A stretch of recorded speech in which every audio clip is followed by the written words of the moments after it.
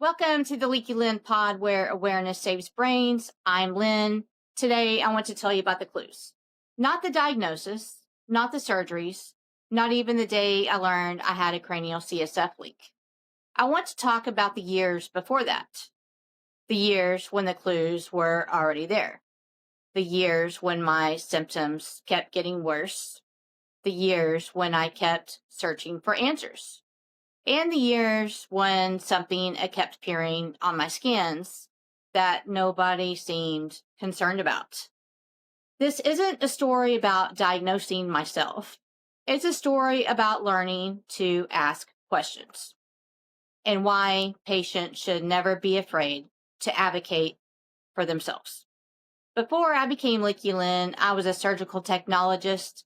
I spent my days helping surgeons take care of patients in the operating room. It was a career that I loved, but while I was helping care for other people, my own health was slowly unraveling. I started experiencing symptoms that did not make sense.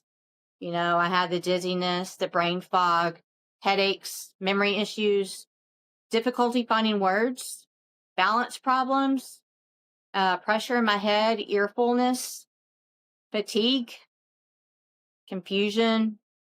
There were times I truly felt like I was losing pieces of myself. I knew something wasn't right, but every appointment seemed to end with a different explanation. Migraines, vestibular migraines, stress, anxiety, allergies, sinus issues, everything except an answer. As the years went on, I started questioning myself. Maybe I was overreacting. Maybe everyone else was right. Maybe this was normal. But deep down, I knew it wasn't. Eventually, I started requesting copies of my imaging reports. I wanted to understand what was happening. And that's when I noticed something. The same finding kept showing up. Mastoid air cell effusion. Again and again and again. I found it on scans ordered by ENTs. I found it on scans ordered by neurologists.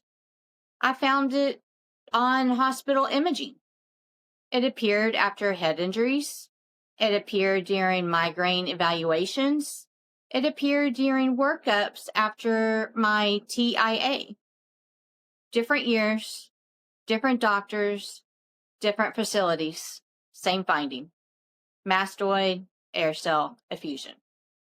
At first, I didn't know what it meant, but I knew enough to wonder why it kept appearing. How could the same finding show up over and over for years? And why was nobody talking about it? One thing people don't realize is that I didn't just read the reports and ignore them. I asked questions because I worked in surgery. I worked around physicians every day. I remember bringing up the mastoid air cell effusion finding to some of the ENT surgeons I worked with. I asked what it meant. I mentioned that it kept showing up on my scans. And more than once, I was told it was probably nothing, that it wasn't a big deal, that mastoid air cell effusions can happen for different reasons. So I trusted those answers. Why wouldn't I? These were specialists. These were experts. And I wanted to believe there wasn't anything serious going on. But something never set right with me. Because while I was being told it was nothing, my symptoms weren't nothing. The dizziness wasn't nothing. The confusion wasn't nothing. The headaches weren't nothing. The earfulness definitely was not nothing. And year after year, the finding kept showing up. One symptom never left: earfulness. That feeling when your ear won't pop. like it's clogged, like there's pressure trapped inside. And I complained about it for nearly 6 years. 6 years. Appointments after appointment, doctor after doctor, the same complaint. My ear feels full. My ear feels clogged. Something isn't right. Yet somehow I kept leaving without answers. No one seemed concerned enough to investigate further. No one offered a solution that changed anything. And I remember wondering how I could keep reporting the same symptoms year after year and still not know why it was happening. Then everything changed. I worked with a different ENT, and for the first time, someone looked at my symptoms through a different lens. That physician decided to place a tube in my ear. It seemed like a relatively simple step, but it became one of the most important moments in my entire medical journey. Because after the tube was placed, my ear started draining, and it kept draining. Days passed, then weeks. The drainage continued, week after week. Suddenly, the symptoms I had been describing for years wasn't something I was reporting. There was now objective evidence that something unusual was happening. The conversation changed, the concern changed, the questions changed, and finally, the imaging I truly needed was ordered. The imaging revealed what nobody had been looking for: a skull-base defect, an encephalocele, a cranial cerebral spinal fluid leak, which a CSF leak. I remember sitting with that diagnosis and thinking back through the years.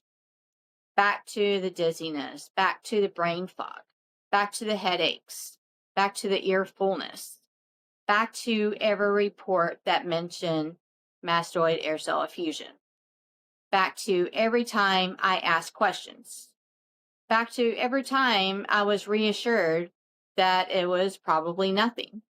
And I couldn't help but wonder, were the clues there all along?